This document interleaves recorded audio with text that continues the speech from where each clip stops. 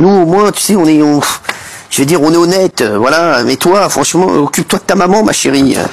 Khadija Aram, qui a été condamnée à 2 ans de prison de 6 mois ferme. Pourquoi? Je vais tout vous dire. Lundi dernier, en sortant de ce studio, je m'attendais au pire et j'ai pas été déçue. Vous n'imaginez pas le nombre de personnes qui ont passé leur semaine à essayer de pourrir la mienne en m'expliquant jusque dans les toilettes des chiottes d'une station-service.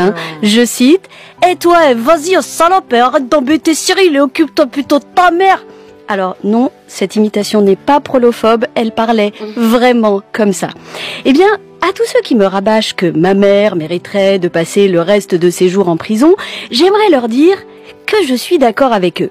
Évidemment, pour des demeurés comme Hanouna et sa horde de fanzouz, c'est un peu compliqué à comprendre, mais comme tous les enfants ayant eu un parent délinquant ou maltraitant, et ma mère était les deux, c'est un point de vue assez fréquent. Alors, pourquoi ne l'avoir jamais dit? Parce que, comme tout enfant d'une mère délinquante et maltraitante, j'avais honte.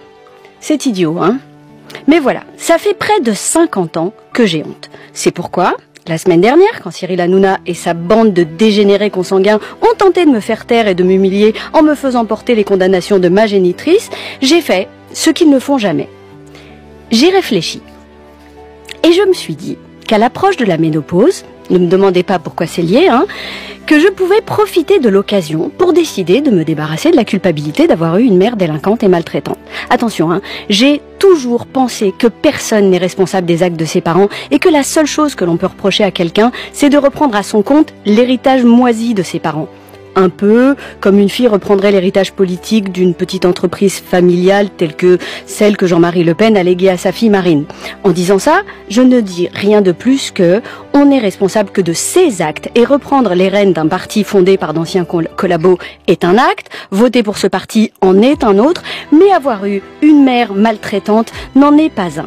Et pourtant, ça fait 12 ans qu'après chaque chronique sur l'extrême droite, l'extrême gauche, les antivax, les gilets jaunes, les complotistes, les fans de Morandini, de Raoult, de Zemmour ou d'Hanouna, on me remet le nez dans cette culpabilité. Et ça fait 12 ans que je me tais. Même quand Nadine Morano m'avait attaqué sur ma mère, je n'ai rien dit. Morano, vous imaginez le niveau de chouma qu'il faut pour ne pas répondre à Nadine fucking Morano. Mais voilà.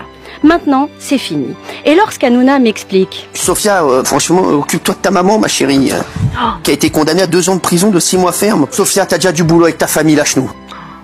Il dit tout de lui, de sa violence, de l'importance qu'il porte à l'hérédité et au sang, comme porteur d'indignité, d'ignominie ou de déclassement, mais toujours rien de moi. Alors, si je n'ai jamais laissé ma mère faire de moi une victime, ce n'est pas pour laisser ce crétin et sa meute faire de moi leur victime, parce qu'au fond de moi, je sais maintenant que je n'ai plus honte.